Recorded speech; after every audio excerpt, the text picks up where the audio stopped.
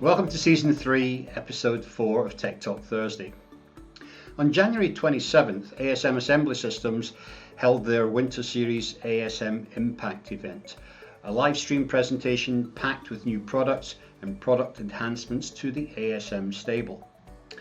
A trio of ASM process experts are joining me today to discuss these latest technology releases. We have Rick Goldsmith, who's representing the printing solutions. Rick, and then we have Alexagenfeldt representing the line solutions. And then we have Jerome Roosevelt, who will be talking to us about ASM's inspection systems. The first person I'm going to speak to, of course, is Rick Goldsmith about the printer solutions. Welcome, Rick, and thank you for joining us. There's been quite a huge number of changes around the printer side in recent months. And the first one I want to talk about is the new Under Stencil cleaner. Tell us a little bit about that new system. Okay, thanks very much, Trevor. So the new Under Stencil cleaner is for our latest platform, the TQ machine, and we understand that cleaning is a necessary evil for our customers.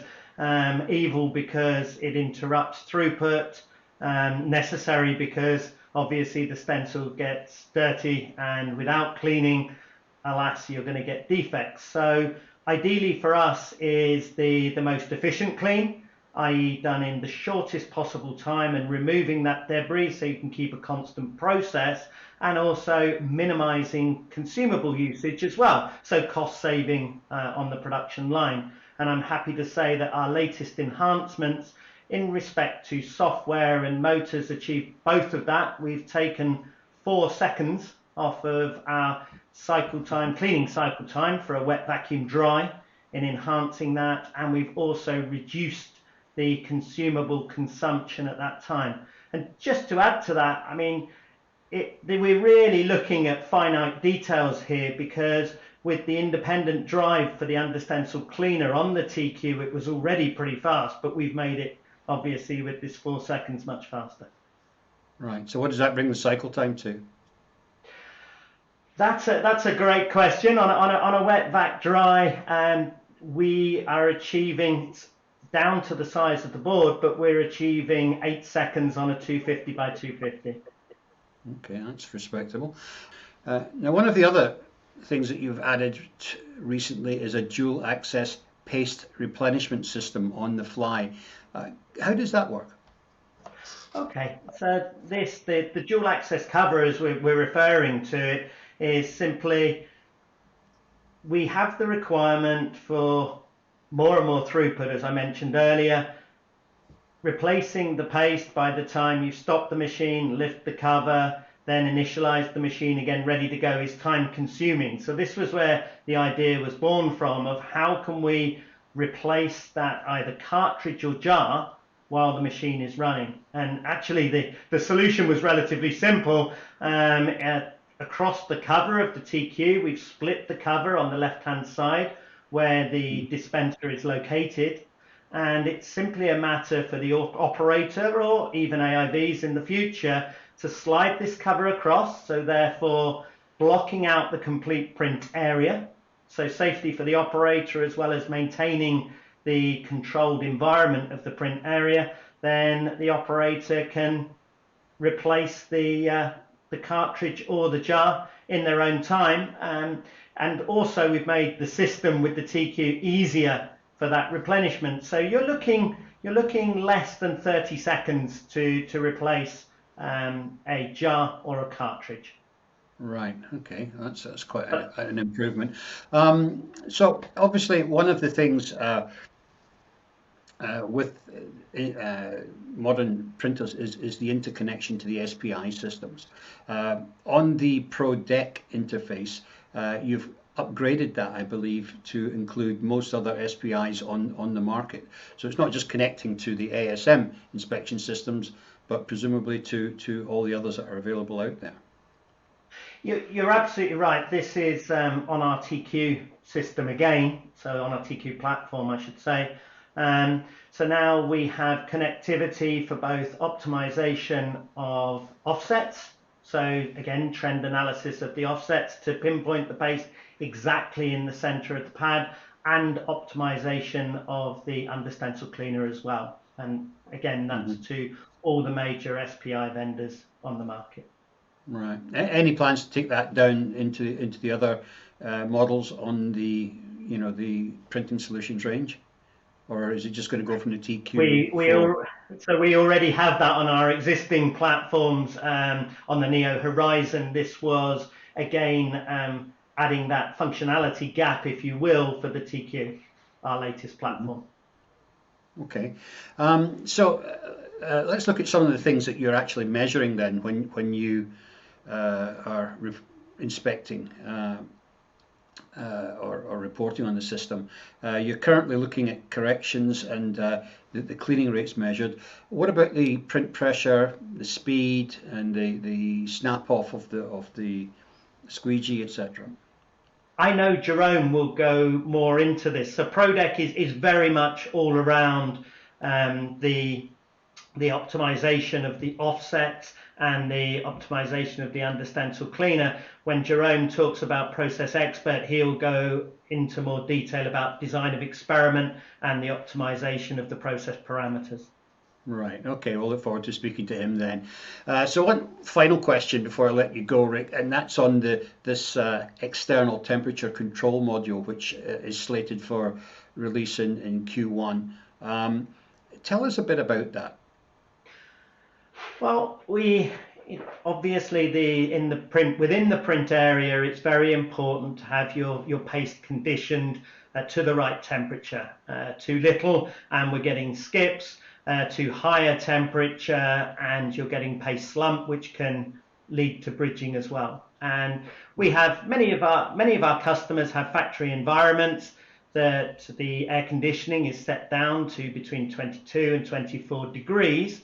But even some of those customers take care that they want their print area set and maintained at a certain temperature to get the best possible rheology from the paste, best possible printing results. So it was important for us to offer the temperature control module. Obviously, some customers in some countries, they can't control the air conditioning as much as maybe they would like. So the temperature control module becomes an integral part of the process for them. But with this module, what we've done, obviously we control the set temperature within the print area, and also outside of those temperatures we can stop the machine using our statistical process control on monitoring these areas. Right. We also know that some of our customers have their own air conditioning system, so we offer a temperature control module. However, we also offer an interface for our customers if they wish to use their own control systems as well. Right, well that's a great addition, because I mean you're absolutely right, temperature does play a big part in the conditioning of the paste. But the other thing that plays a part as well is of course the humidity. Any plans to add a humidity measurement system?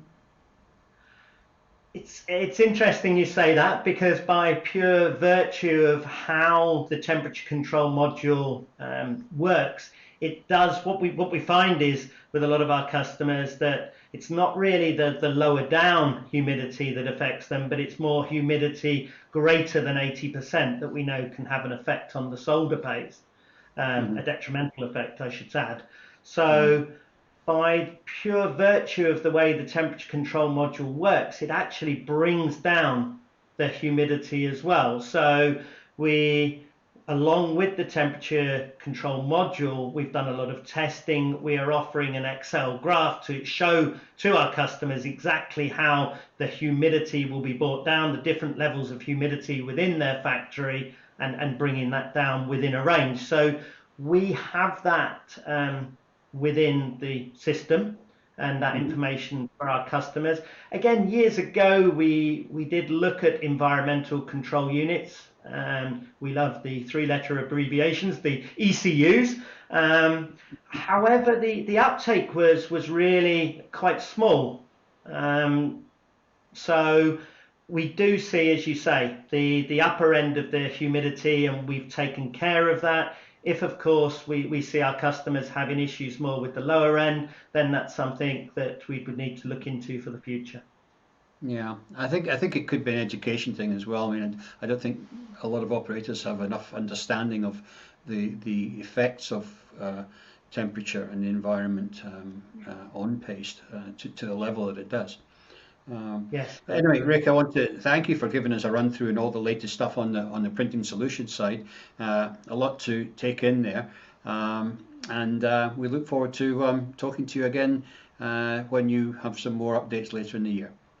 Many thanks for your time, Trevor. Okay, Goodbye. thank you.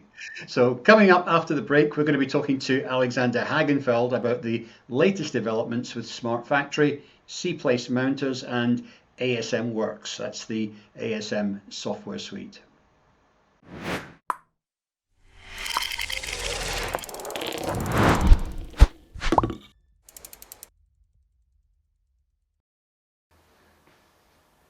So now we're joined by Alexhagenfeldt. He's head of line solutions marketing. Great to see you, Alex. Nice, nice to see you, Trevor. Yeah, enjoying lockdown there in Munich, I believe. Absolutely, yeah. Yeah. So you've had a few things happening in your space as well. There's one there I just wanted to very quickly touch on with the improved connectivity on your smart factory systems. I believe you've improved the connectivity with Hermes, CFX, and the ASUS buffers. Is that correct? That is absolutely correct. And it's something that we've been working on consistently for quite a few years now. And I think it's quite well known by now in the industry that we are backing the IPC standards as much as we can. We Yeah. fully implemented the IPC Hermes standard in all of our machines. And we are also working on IPC CFX integration for all of our equipment as well. So with the latest release, we're actually quite happy that we now have full Hermes and IPC CFX connectivity for our ASM process lens machine. So our SPI system, and that is again something that my colleague Jerome can give you some more information about. But both interfaces are now ready, meaning the machine can be integrated with much more ease into smart factory environments. Correct. In addition, we also have the possibility to communicate directly with, right now it's ASUS buffers, and it's directly connected to our machine, meaning the SPI or our process lens can communicate with the ASUS buffer and can be controlled from our unit. And that's something that really helps operators during production.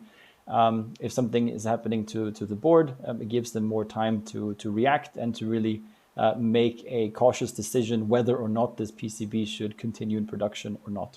Right. So that all integrates onto the one dashboard, does it? Pretty much, yes. Yeah. Okay. Put simply, yeah. Well, what do you do if you have a customer that's using SexGen or ODB++? I mean, do you have presumably you have systems for being able to connect to these as well? We do, definitely. So SexGem is quite common, especially in the back-end industry, semiconductor and so on. And so ASMPT as a whole, we deal a lot with SexGem. In the printer world, we've been able to use that interface for a very long time, but also for our placement equipment. So it's quite a common semi-standard actually, which we're also fully capable of supporting. In terms of ODB++, there are different ways that we can make advantage of that particular data format. Typically, it's more about the data that we use for programming and so on. And there are ways that we can convert that and get that into our software environment and make the modifications that we need to be able to use it on our equipment. Okay. So let's take a look now at the C-Place mounters, pick and place machines themselves. The TX Micron V2 is had some upgrades to it. Tell us a bit about that. Okay, yes. So that was actually one of the big highlights of the last Impact event. We launched for the very first time our TX Micron V2. And that is essentially the latest Micron machine in our portfolio. Not sure if you're too familiar with the difference here, but we have a TX, which is a standard high-end SMT machine. Incredibly fast, very accurate, and there is a high accuracy version of this particular machine, and we call it the Micron. So to put that in perspective, the standard TX can have a accuracy of 20. Well, the standard accuracy is 25 micron, and with 25 micron at 3 sigma. But with the Micron version, we can go down to 15 micron at 3 sigma. So that's quite a big jump there. That is a big jump. I mean, that's heading towards what the semiconductor people are looking for. But they're all going to go sub 10 micron with some of their things. But yeah, you're absolutely right. So some of our customers are demanding 5, and I think that is also what we are targeting. Yeah. But yeah, so the 15 microns. And you mentioned it quite nicely. It is more coming from the semicon area. Typical applications where this type of machine becomes interesting are little modules or SIPs, system in package, and so it's incredibly small components, and they need to be placed with extremely narrow gaps down to 50 microns, and that is exactly what we try to cater to with this platform. Right. Okay. Now, one of the things I noticed in your release notes for the new products that were released at the ASM Impact event was the pin support behaviors improved. I want to talk a little bit about how that's improved first of all, but is pin support actually going to be strong enough going forward for a lot of this miniaturization that's coming in? Boards are getting smaller. Trying to support these boards accurately with pins is getting difficult. You're absolutely right, and if we're speaking about miniaturization and so on, and especially these micron applications that we were talking about, then typically a normal pin support will not be sufficient. You need proper vacuum tooling to really ensure that you have a flat surface of the substrate that you're placing on. Mm-hmm. So that's more of what we're seeing in that particular area.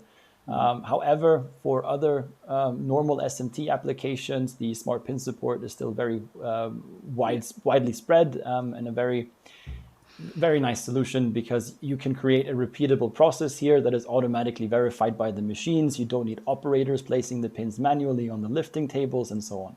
Right. And so we've had this solution for quite some time. Our machines are able to place the pins automatically. However, until now, the behavior of the machine was always such that we would place the pins, and then if we're changing over from one product to the next, we would collect the pins, put them back in the magazine, and then adjust the width of the transport, and then place the pins back on the table. And we realized that there's definitely room for improvement here, because in some cases, we don't have to bring the pins back to the magazine. And that's essentially what is now possible with a software upgrade, thanks to the latest release. We know what product or what job we're downloading next to the line. And based on that information, the machine will make a decision: do I have to bring the pins back to the magazine, or can I just move it from A to B? And that's going to reduce the changeover time significantly. Absolutely. Yeah, it makes a lot of sense. I think one of the other dynamics that's coming into that space, though, is handling heavy components, typically that are coming in the 5G space, where you're getting heavy components that are located next to smaller components. Yes, so that's it's quite interesting, right? We have both directions here. One, the miniaturization on one end, so everything is getting smaller, and we have to place it with smaller gaps and so on. On the other end of the spectrum, in maybe 5G applications, but also in the automotive and industrial sectors, we're seeing a lot of demand for big exotic components, power components that are quite heavy. So it's becoming a challenge. How can we use standard SMT equipment to place some of these components? And we've had the possibility to take 3D measurements of components for quite some time. So we're not limited to a 2D inspection, and for certain through-hole components and so on, that has many advantages, or is a necessity to place them. But on top of that, we keep increasing the actual lifting capabilities of our pick and place head. We started off around 100 grams, and we're now capable of doing 300 grams. That's not a pure software upgrade. There's actually a modified nozzle interface that is able to withstand the heavier G's that the components are exposed to. You'll need grippers or something to be able to lift something like that. Sometimes, yes. So typically, for that type of application, you will need a gripper, and yes, we are capable of handling that as well. Great. Okay. So let's take a look now at ASMWorks. One of the things that you're doing now is it's possible to use a golden board or to program from a golden board. Is part of the reasoning behind that so that you can more quickly program other machines in the line? Yes, that is exactly right. So we now have, we call it a board family, actually is an object within our programming software. And within a board family, we can define a so-called golden board or master board, which has certain attributes that are universal for ASM equipment, such as the width, the height, and the length of a PCB, but also fiducial information and so on. And this makes it a lot more easy to move this program from one machine to the next. And you also have to it reduces the programming effort. And a cool example of that is thanks to this new object in our programming environment, we can read fiducials on a deck printer and whisper them to a C-place machine, right? Because that information is central and shared between the platforms. Right. Yeah, that makes a lot of sense rather than having to program it each time for each machine. Okay, on the printer side, you've got a new printer verification list. What is that? Okay, yeah. So for the printer programming side, we also expanded the object library, and it's now possible to actually create a verification list of items that need to be verified on this particular printer, and you can then assign that to a particular board or even a board side, meaning that if you want to run that particular job on that printer, then there's a list of things that have to be verified before it's allowed to run. So basically, it would look at a component coming in and say, and if it wasn't in the library, it would measure it and then add it to the library. I mean, is this not something you would share with the SPI system with your, the program there? Yeah, it depends. So there are certain things that if the board requires the verification of an item that is currently not available, there are different ways that we can handle that. It depends a bit on the user level. But the idea, yes, you could potentially add a new item if needed, and if you have the right access level. But the idea is everything should be prepared in advance, and we're trying to avoid errors from slipping in. So once the process has been defined, we know exactly this type of tooling or this kind of whatever it is that you need for that particular job or application should be present. Otherwise, you don't want it to enter into production. Right. Makes sense. Okay. Now, the ASM Command Center optimizes the human resources on the factory floor. What updates have you made to that? Okay, so the biggest update and the thing that I'm most excited about is the fact that we talked about IPCC effects earlier, and ASM Command Center is one of the first software applications that we have built within ASMWorks that has the possibility to take in information from third-party equipment based on IPCC effects. And that's become available now with the latest release. What does that mean? It means so the system in itself has the ability to communicate status messages or warnings or tasks from the machines to an operator. And we used to be limited to ASM machines, but now any AOI machine or oven or loader, anything that can speak IPCC effects, we can channel that information into our software. So with one device, we can get information from the entire equipment in the line. And that's a pretty in my opinion, pretty cool new enhancement that's become available. But that's not it. We've also optimized a little bit the way that you can escalate tasks within the software. So let's say you're having a problem at the line. Normally there are rules how you can escalate it, and we've created a bit more freedom here, again based on customer requirements, how that particular escalation is going to take place. So you can specify what type of escalation will end up with which person within the factory. Right, okay. Well, I mean, it's very common that you're going to go into a mixed factory environment, with other machines in there. So that's a very useful upgrade. Okay, how does that integrate then with the updates that you've made to the ASM Production Planner? Okay, a little bit separate. So we don't have, unfortunately, we don't have IPC CFX connection in Production Planner quite yet. But we did make some enhancements there as well, mainly focusing on the way that we optimize top and bottom sided products within the same family setup. So it's getting a bit technical here, but usually our customers want to run both the top and the bottom side of a board in the same family setup. And sometimes if you have a bigger family setup, there could be several products. And it's important here to actually pay attention to in which sequence you're going to run them. It makes no sense to run the top and then the bottom side of the same product, and then switch to the next product and run the top and the bottom side. Usually it's smarter to run both the top sides first and then switch to the bottom side. Why? Because after you run the top side of one product, you then have to wait until the bottom sides become available to go through the machine again, right? So to give that a bit more time, we've altered our algorithm to pay attention to that sort of scenario and automatically then schedule jobs in a way that always ensures that there is enough time to transport the PCBs back into the production line to avoid any unnecessary downtimes. Yeah, you're going to have less changeovers if you're doing it that way, I guess, or Exactly. Yeah. Okay, excellent. Well, that's been quite a lot to take in. You've been very busy, Alexander. Yes. I want to thank you for joining us. When is your next ASM Impact, by the way? When are you planning to hold the next one? Okay, the next one is already scheduled for the 23rd of June.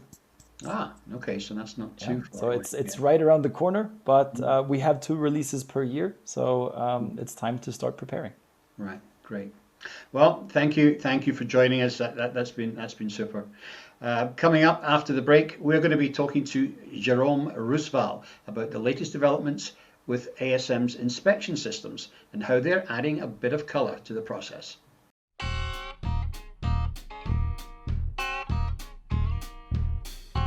How low can you go?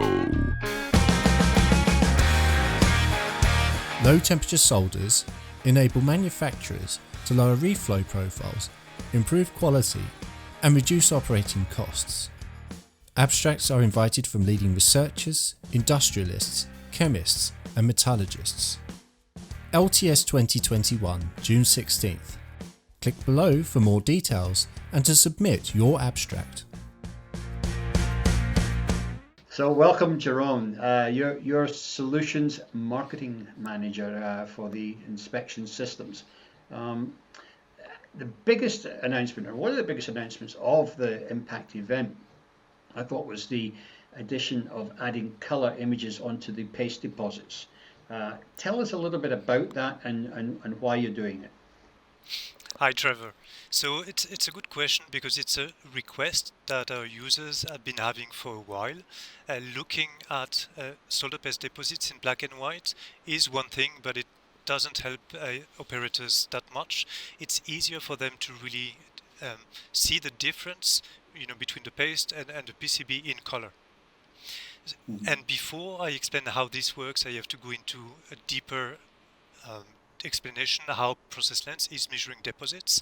So as a standard 3D Moire SPI, it acquires multiple images to build a 3D picture of the deposit.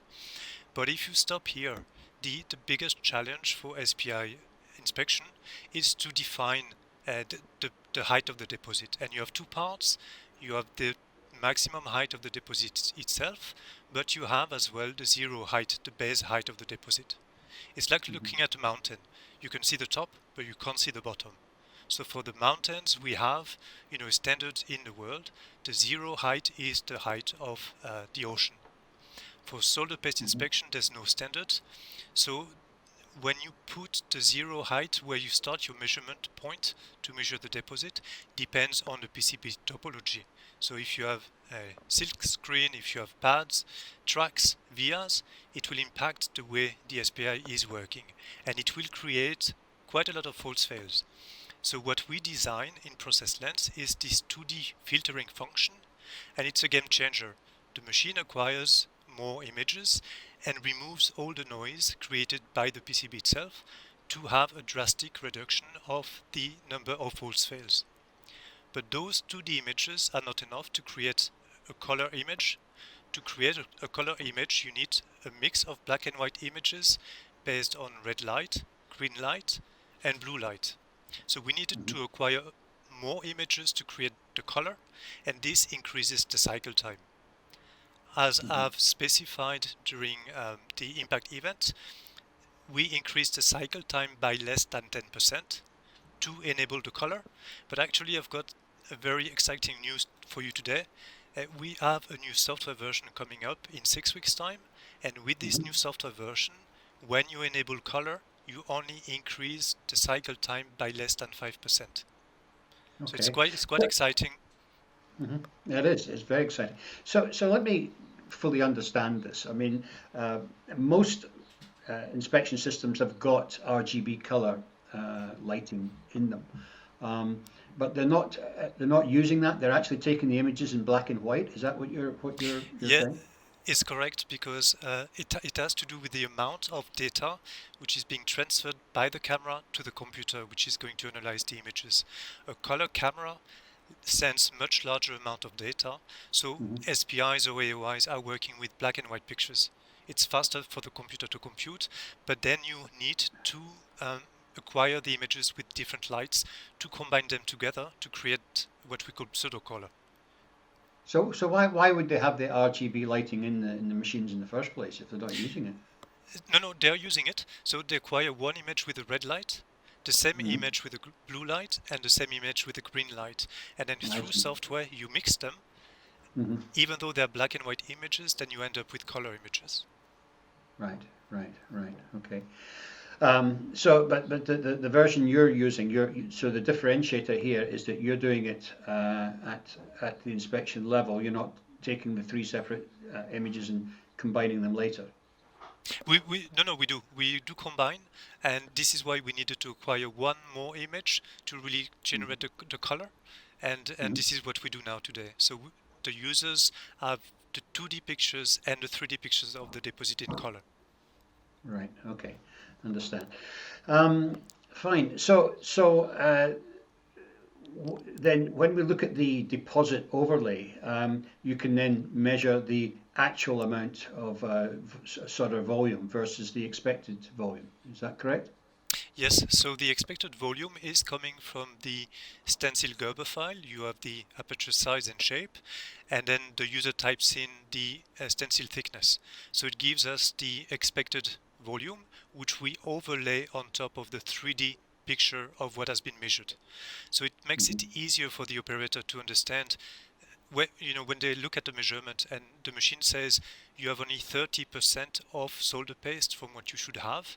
It's a figure, and the operators, they're quite busy at the line. They may not have the time to analyze much, but if they see on top of it the actual what we expect to have, then they can see how much of a deposit is missing on the board, and then they will not send a defect down the line. Right, okay, that makes sense. So I believe you've also updated your created a system for the users to be able to define the first pass yield charts. Is that not something that's open to abuse? I mean, is that something that people are, they can set their own level? No, actually it's just a display. What we found out is that our users have different expectations in the way that the SPI Process Lens should display their first pass yield. We have users who want the first pass yield based on the board. some others based on the number of circuits on the board, or some others based on the number of deposits on the board. While the figures will be different, depending on how you set up your first pass yield, it's based on the same measurement data. So you still see the same quality, your same printing quality. Right, great. Okay, so my final question on the inspection side is about the component library enhancements. You've enhanced the library capabilities. Can you look at the same device from multiple vendors? Because one of the issues that comes up quite often is where you'll get, say, an 0402 component comes from one vendor, the reel runs out and the operator goes to get the next reel and it's from a different supplier, and the geometries are just slightly different. Well, what we're looking at for SPI is actually the geometry of the pads. So I think the way I could understand your question is, if I'm a customer, I'm a user, and then I've got multiple end customers. One end customer for an 0402, he designs the pad or the apertures with a certain size and shape, but then my other end user is defining them in a different way. And now, with the enhancement of the component library, I can make one library for one end user and one for my second end user. So it will adjust to whichever design you have in your board, and it will recommend the inspection criteria. So they may be slightly different depending on your end user, but you can manage one library at a time. So it's easier for customers. It brings more flexibility. Okay, that makes sense. Great. Well, I say there's been quite a lot of movement there as well on the inspection side, and Jerome, I want to thank you for telling us about that today. You're welcome. So altogether, I want to thank you, gentlemen, for giving us a pretty in-depth look at what's new at ASM, and of course, Alexander's already mentioned when the next Impact Day is coming up in June, so we will certainly be looking forward to that. But for now, I want to thank you all for joining us here today. You're welcome. Bye-bye. That's it for another Tech Talk Thursday. Join me on Tuesday, February 16th, where I will be moderating a panel discussion on dispensing and jetting materials in electronics assembly. Till then, take care, stay safe, and have a great weekend.